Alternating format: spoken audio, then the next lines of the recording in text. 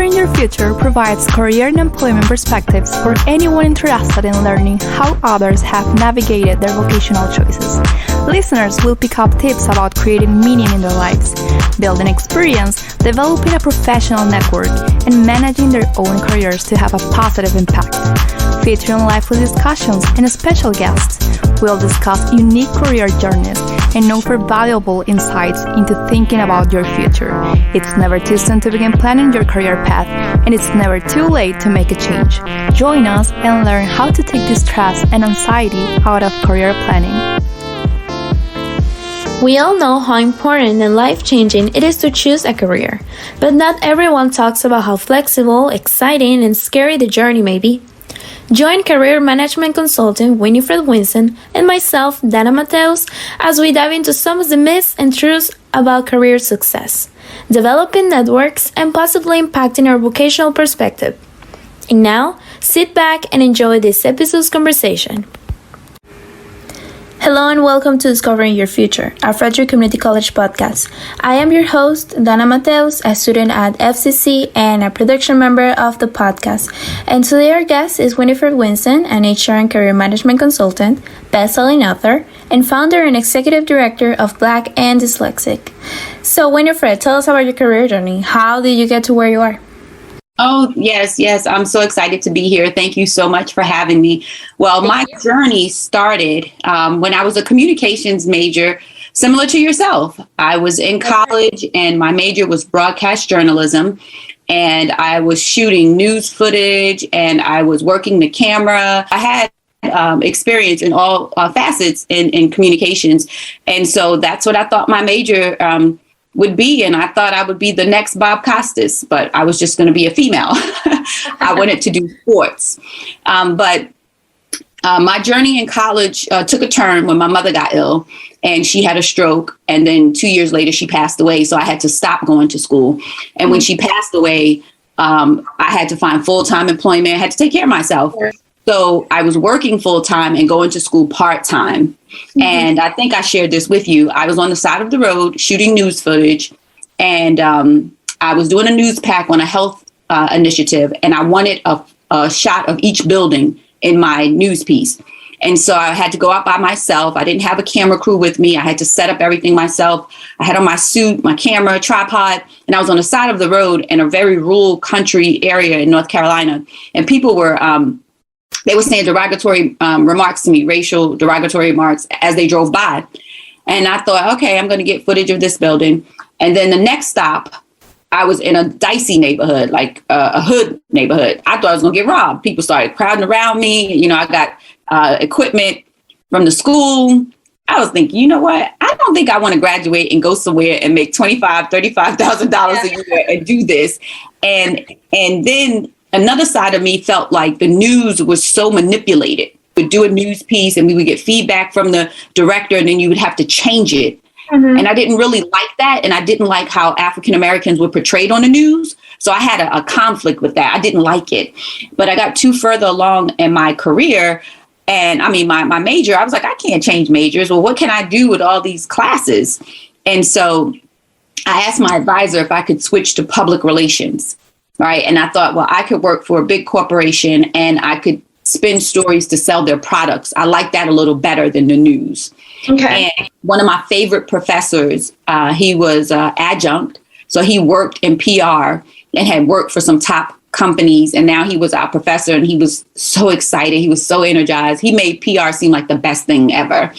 And so I got to take a senior PR course. And I also did my internship with Special Olympics North Carolina in public relations. And so I relocated to the DMV area. I interviewed with some of the top PR firms. You have to take a writing test. They give you a scenario and you have to do a PR, a press release from that. I did all those things. And I thought, okay, I'm going to be working in PR. Like I just assumed, and having worked in career services, a lot of students feel this way. Once I get that degree, that's going to open up all these doors and the job I want will be waiting for me. And when I apply, they're going to hire me. And that is not what happened. Wow. That's not what happened at all. while I stepped back and did a marketing and communications internship, I found myself bored because I was just at the computer. I wasn't talking to anyone. And I'm thinking, wow, I've been here in Maryland for about a year now, maybe 2 years. I haven't even been involved in any volunteer work. In North Carolina, I was involved in volunteer work. And I just got on volunteermatch.org and started looking for volunteer work. And I found an organization in Bethesda. And I got a chance to work with women who were recently released from prison, who were overcoming drugs and alcohol, or who were homeless. And we did job readiness skills, resume writing, interview preparation. You had a mentee. Wow, I think that's such an amazing experience. Like you get to help and have influence other people's life for good. And I think at that point, you discover what was missing in your life. I mean, through your volunteer experience, you learn about your passion. And I think that's really powerful. I think that we learn about ourselves through like real world experiences or volunteering for something rather than a school setting. I mean, I think that's the case for many of us. For example, for me, I remember last year I volunteered for an organization that sent toys to kids in Latin America. So I was only packing boxes or helping in the parking lot, nothing fun, but because the main goal was to help a community or help people, I felt like really good about it. I felt happy all the time, and I did an amazing job all the time because I was happy and I was passionate about the meaning of what we were doing. I think it was really powerful for me. And after that, I realized that my passion isn't feeling that I'm helping a community or helping people, having an impact on community.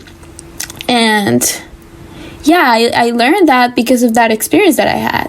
Yeah, absolutely. And I love the work. I thought, wow, I like this. I really, really like this. And so I started asking the other volunteers what type of work did they do? And they worked in career services or HR. And so I thought, okay, I just need to make a transition and I'll go into career services or HR. And I'm so green and I'm so naive, but I love it now thinking back because I wouldn't make a decision like that now. But I was so like, oh, that's what I want to do. The world's going to open up and let me do it. And so I started applying for jobs and they were like, oh, you don't have experience. I was like, well, I'm a great writer. I love writing. Yeah. I love writing since a child. Since I learned to read, I started writing fiction books. I'd write on loose leaves paper and stuff it in my drawer. My mother would go through my drawers. What is this? I'm like, Mommy, that's my book. Put it back. Yeah. And so I said, I love to write. With all the writing I had to do as a communications major, I'm like, okay, I got this. I'm going to start a resume writing business. That'll get my foot in the door. Because what I realized is that when I was volunteering, whenever I could not participate in the 4 or 6 week long semester, I would volunteer as a resume writer. So they would send me a profile, the person would fill it out, and then I would create a resume for them. So I was like, okay, I can do this. So I got immersed in the resume writing field. I joined professional organizations. I was on E-List. I got contracts with larger resume writing firms. And then I saved up my money because by this time I put PR in the back burner. Now I'm focused on, helping folks in capacity. And I was working in sales and I was making really good money. I earned bonus and commission, but I didn't feel like I was making a difference. I made money and all of the people around me were really driven by money. I actually understand because last year I really got into real estate. So I got my certification and everything. And when I was ready to go and make those connections and talk to other agents, I realized that maybe their passion was different than mine. They were more about selling and making more money, and the environment was like very competitive, which of course is sales, but I felt like I was more on the helping people part. So that got me thinking like, maybe this is not the right environment for me. Yeah. Now in hindsight, I know that you do need the money. Make the money and then set yourself up so that you can help people. Right. So I probably would have done things a little differently, but I made a strategic move that I would save up enough money and then I would make a career transition. And so I started interviewing in higher ed. Having the sales and account management experience looked very desirable because at this time, higher ed was doing a shift where they were thinking more about placement, right? How do we get students jobs? Yeah. And so now they're splitting career centers into career, like you have the student services, career counseling division, and then you have employer development, employer engagement division, right? So because I had that small business experience managing business accounts, that looked desirable. So I was able to get in on the employer engagement side. And I had a director who really believed in me because I was going to NYU from Baltimore, taking a course on the weekends for career planning and development. And that allowed me to see students and also build relationships with employers. But in doing that and getting to that point, it was very hard because I made 2 stops. I did one city quasi agency and I thought, I'm coming from corporate America. There's no accountability here. I can't work with these people. Like, they're not helping. And then I worked at a proprietary school and I felt like they were doing a disservice to the students and I had money saved. So I'm like, okay, 6 months in, this is not working. I'm leaving.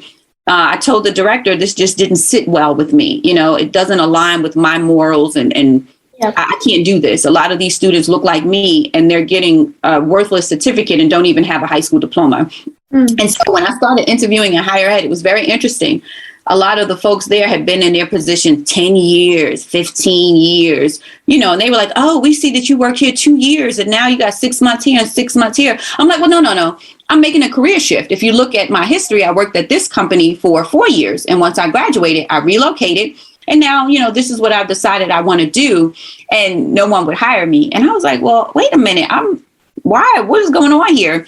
And so I was very fortunate to get that first job in higher ed at a college that worked with adult learners. And so the students reminded me of myself, right? Working full time, going to school part time. I can remember calling my advisor and doing a session 8:00 at night on my phone because I got off work and I had something to do. And she said she would do it for me. And so that environment and those students really resonated with me. If someone was running late, oh, don't worry, I'll be here. Take your time. Don't rush. I'm going to be here because I knew what it was like to be a full time, just to be an adult and trying to earn your bachelor's. Right. I knew what that felt like intimately, feeling like you needed to catch up in life. That work was really, really meaningful for me because I felt like if I can help someone, find their career, it's going to change their life. And I looked at my mom. She was a nurse and she worked in long-term care for almost 30 years.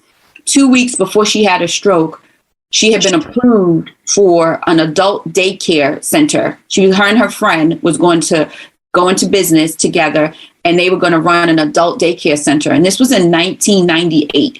And back then, me and my sister was like, an adult, what? How is that? What? And now in 2022, when I see those vans, I get a little teary-eyed because I said my mother was onto something. I always felt like when you help someone find a career, work that they enjoy, it changed lives. It changed families. I worked with friends who worked in the sales office. And then when they switched to the service center, their kids was like, oh, my mommy's a new mommy. She's so much happier now. Right. And I knew how meaningful that was because we spend so much time at work. That's right. So I felt like helping folks navigate their careers was just I thought it was the best job you could ever have, right? Sometimes folks don't realize how talented they are. They don't realize all the skills that they have. And you pull that out and you bring that out in them. And you're like, oh, my gosh, I can do that. Oh, wow, that sounds great. I really do that every day. And I pride myself on having work experience, right? A lot of my colleagues had a undergrad in psychology. They got their graduate degree in psychology or organizational development. Then they did a graduate assistantship in the career center, and then they start working in the career center. So my thing would be, well, when's the last time you applied for a job? Have you interviewed in different settings? I wasn't impressed. Yeah. I wasn't impressed. And I also felt like you guys might have more tenure, but you don't have more experience than me. Yep. So I did that and also grew my business, resume writing, career coaching. I started doing workshops and presentations. And then I decided on a graduate degree in HR because I said, I'm not a counselor. I don't want you on a couch with me. If you don't know what you want to do, I probably can't help you. I don't have the patience for that. But I deemed myself a career coach. And I loved understanding how I can help businesses, but also how I can help them develop their talent, develop their incumbent staff. I would always tell my students, you are the CEO of your career, right? You don't wait for an employer to make an opportunity for you. You make an opportunity for yourself. So I wanted to learn more about how you develop staff. So I earned my graduate degree in human resource development. And I was very clear. I didn't want HR management. That's oversight. I didn't want that. I wanted something that delved into people. How do we develop people? And I said, well, that will make me marketable because I could just drop off the development and just say HR, right? And it's not boxing me into just a career in higher ed. That's what that was my thought process. And so when I earned the degree in HR, I wanted to then work in HR because I said, well, I'm still running my business. I can still help people with career coaching, but now I want to understand how employers hire. I want to understand applicant tracking systems intimately, not just from what I'm learning from employers in the career center. Because one thing I knew is that a lot of employers didn't use our database. A lot of students didn't use our database, right? So now I'm all engaged in LinkedIn. I think I was one of the first colleges to start a LinkedIn group, right? Because I said, we got to go where the employers are. We got to go where the students are going. And I started working in HR. So I got some HR experience under my belt. And my ideal job was associate director of career services, managing the employer development team. That was like the job I wanted in higher ed. I didn't want to be director because that would take me away from students, right? I wouldn't really get to see students. And so that was my goal. And I have a couple of people under me because, I have ideas on how I want to move this forward and a great, employee development team. And I got that job. It was an hour and a half away. And now I'm a mom. And one day it took me 2 hours to get home because it was raining. And my daughter was going to start school that next year. And it all shifted. I said, you know what? I cannot do this, right? I'm a mom now. It's too far. And by this time, I joined boards. I was adjunct teaching. And that was another motivation for me to earn my master's, is that my favorite teacher in undergrad was that adjunct professor who worked in PR. And I kept feeling like students aren't coming to the Career Center. Again, let me go to them. Let me get in the classroom because they're coming to the Career Center telling me what their marketing professor said about their resume. And I'm asking him, well, when is the last time you created a resume? This is a career marketing document. Let me do this. I'm the professional. You stay in your lane. And they believed anything the professor said, right? So I said, well, let me get in the classroom. So I was adjunct teaching a couple of sections. And then I dropped down to work at the high school level. And I was a high school teacher teaching career research and development. Interesting. I mean, I see that you did many career changes through your journey. And that's actually really cool because you get all these experiences. But I'm going to be honest. I mean, for me, I'm at that point where applying for jobs, applying for internships, for those experiences, those opportunities, and I feel like it's not easy. Like, I may be perfectly qualified, but so are other 20 people or 50, and I wonder how important it really is to learn to network and make those connections. I mean, how does networking plays a big role in your life? Yeah. Networking was a huge part of my transition, right? Once I got in higher ed, and I really pride myself on practicing what I preached, right?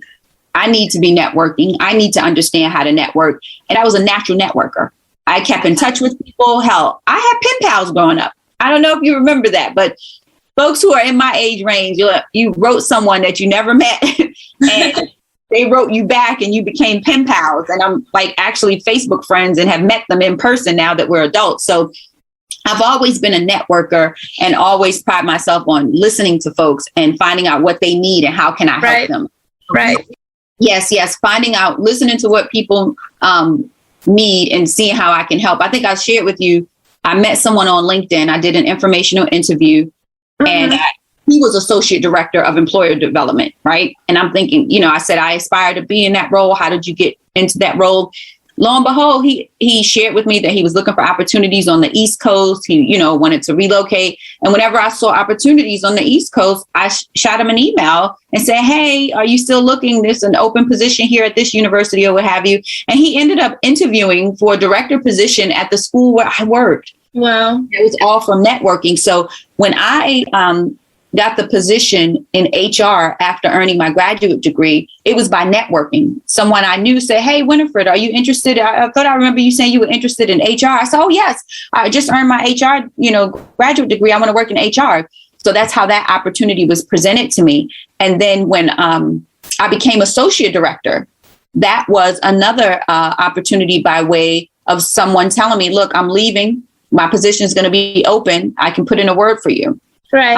And I also believe that the more you talk and the more connections you have, also let know people where your passion is and they are able to give you those opportunities as well.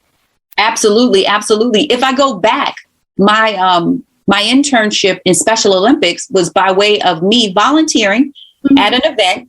And I happened to be sitting in the bleachers and the young lady started talking to me. And I'm like, oh, yeah, I go to UNC Pembroke.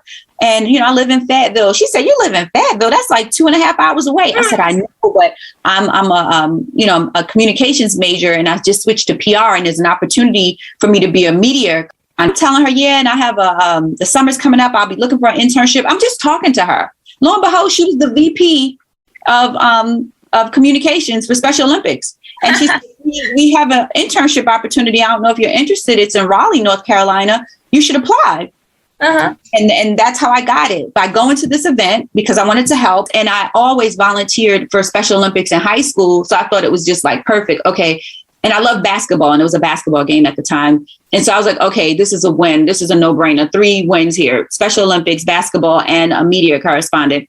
And I didn't do any media corresponding that day.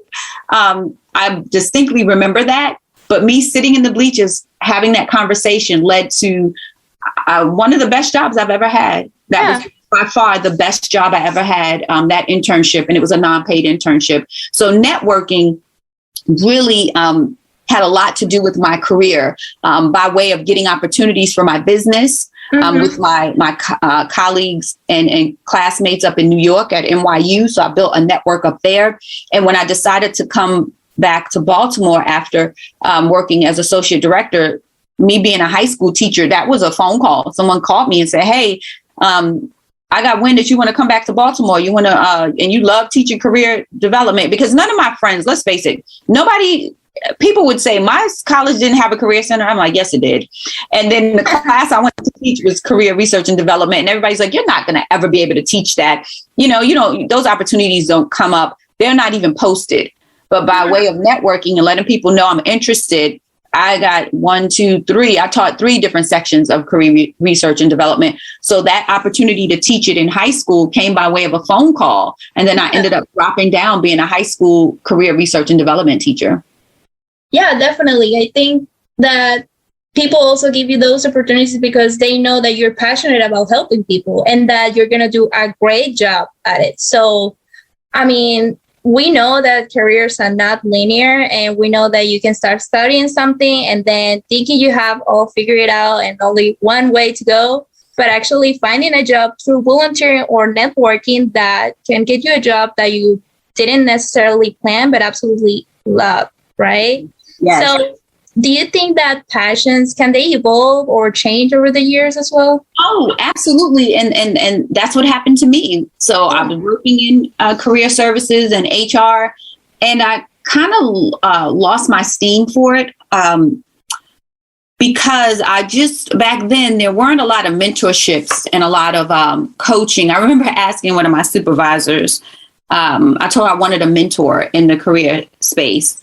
And she recommended a woman that I didn't feel like, I didn't look up to this woman. I didn't want this woman to be my mentor. I actually wanted her to be my mentor. And I didn't know how to come out and say it. And I was like, I don't like, that woman doesn't impress me. I'm not interested.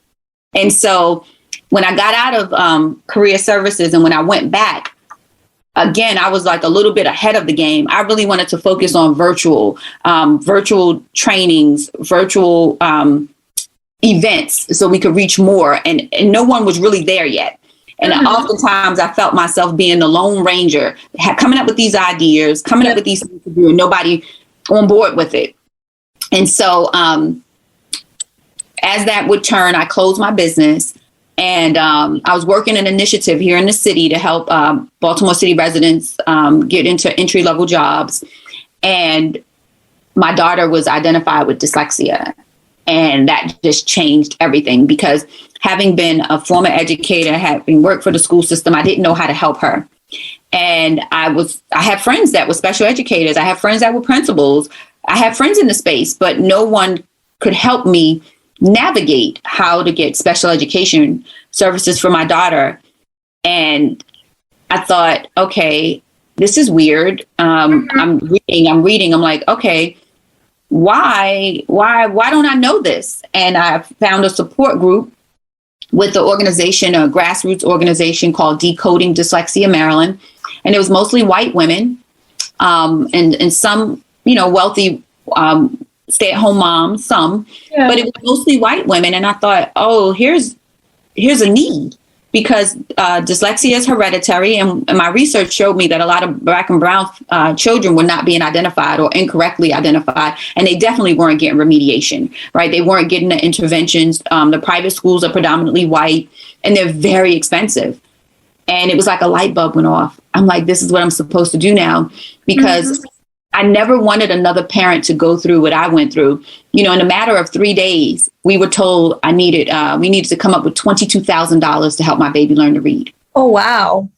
And this included an independent educational evaluation and a very expensive summer tutoring program. Yeah. I didn't know that there were options. I didn't know about other resources. So there was just so much information I did not know about. And I ended up fainting at work. I was so stressed. I was internalizing it. When I woke up, I could not speak and I couldn't move my left side for like 90 minutes. They thought I had a stroke. I went full blown panic because my mom had a stroke and my daughter wasn't 23. My daughter was only like 8, right? And I was in my early 40s. I wasn't in my 60s like my mom. And I just was like, oh my gosh, what is going on here? It comes to find out I just had a severe migraine. I had a migraine with aura. I think I'm pronouncing that right. And so I thought to myself, I need to make a shift, right? I need to make a shift. And I needed to learn and understand more about how to help my daughter. So I switched careers. I became director of admissions of a special education school because I needed friends, one, who were of a different socioeconomic status, because I really figured out that it's people with money that were getting the help. Yeah. So I needed people with money, not people who were rich. I needed friends who were wealthy, like who could afford these $38,000 private schools. And I just became immersed in it. I became a state leader for Decoding Dyslexia. I was helping parents because that was my passion. I didn't want another parent to experience what we experienced. And then I found that Black and brown parents really needed help. And so before you knew it, that became my brand. That became my identity, and I started a podcast, Black and Dyslexic, and I founded a nonprofit, Dyslexia Advocation, and we make remediation affordable for parents. And we also provide access to a network of providers. And I remember recently driving in the car with my daughter, who's now 12, and she said, Mommy, what did you get your undergraduate degree in? I said, broadcast journalism. Have you ever worked in broadcast journalism? Wow. I said, well, no, but now I am as a host of a podcast. Amazing. Yeah, I mean, I think that it's truly inspiring how you did not hesitate to change your career like every time, from broadcasting to helping people with their careers to making resumes to creating your own organization, right? So, I mean, personally, I am a person who thinks long and hard before making any radical changes, like anything, because I feel like I don't want to make a mistake. So, what are your words of motivation for people like me? Mistakes, failures are evidence that you tried. And I think I said this before, you won't ever make that mistake again, right? Because it sits with you so long and you're trying to figure out how not to do it. Now I know what I did not know then is that I have ADHD, so I'm neurodivergent. And all this research and switching passions, I found out, like most parents, once they find out that their child has a learning difference or is ADHD, they find out like, wait a minute, that's just like me. So a part of my ADHD is that I am a risk taker, but I'm also action oriented. So I can't sit on the sidelines and not do what my mind is saying. Oh, this is, this is creative. This is what you need to do. But I tell my daughter all the time, I don't want you to be afraid of doing anything. Because you can do anything you put your mind to. Don't let fear stop you. Because it's regret. And that like failure is how we learn. I think about teaching my daughter how to ride a bike. She never thought she would learn. She would get off that bike. She would fall. Really, she would fall down. Get back on the bike. And now she's riding the bike. She's standing up on the bike, right? But she failed. She failed a couple of times. She has bruises to prove it, right? But we have to move forward, and there's nothing wrong with a mistake. There's nothing wrong. You fail forward, right? So I would tell all students, don't be afraid to try something new and different, right? Because if you are passionate about it and you want to do it and you're interested in it, you're going to do it. Like you really are going to do it, right? Because you want to do it. Think about the classes you didn't want to take. I hated logic. I hated logic. Why do I need logic if I want to be a communications major? Like, why am I taking this class? Right? You got through those things. Actually, I remember being pretty nervous about taking the public speaking class because, I was so worried my accent and everything. And I ended up loving it. Like, it was one of my favorite classes. So I think we really have to just do it, right? You just have to do it. And when you talk about that and communications, I'm originally from Brooklyn, New York. Then I moved to North Carolina. And now I'm here in Baltimore. So I was always cognizant because it gets drilled in you the way you speak. Yeah. Your communications voice. Hi, I'm Winifred Winston. How are you? And, people would say, how come you didn't lose your New York accent? I'm like, well, if you catch me on a good day and I break down, you'll hear the North Carolina. You catch me on a good day, I still might say coffee, but as communications majors, we always think about how we speak because there's so much emphasis placed on that. And when I was in New York, one of the professors there in the program, she's very hard on us, like very hard. I was like, geez, I thought I spoke okay. But it stayed with me. And there are some times when I don't enunciate words and I still hear it. Or I'm watching a news show and I'm critiquing it like, really, do you have to sound like that? But now the way things are, we're looking for more authenticity. We're looking for folks to be more organic so they can relate to their viewers and relate to folks, because you may have people that you're trying to reach who are just learned English, right? And I know when I was learning Spanish, that was the hardest thing for me to speak it.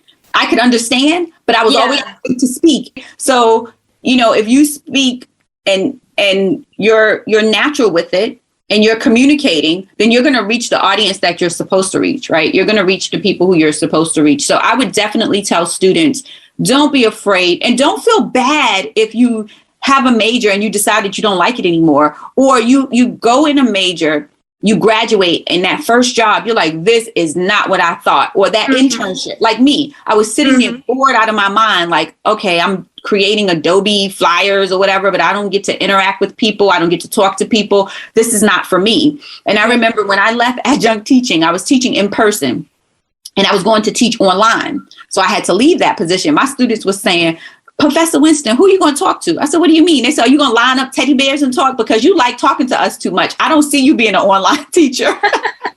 They was like, how's that going to work for you? But give yourself grace, right? Give yourself grace. The career you start with may not be the career you end with.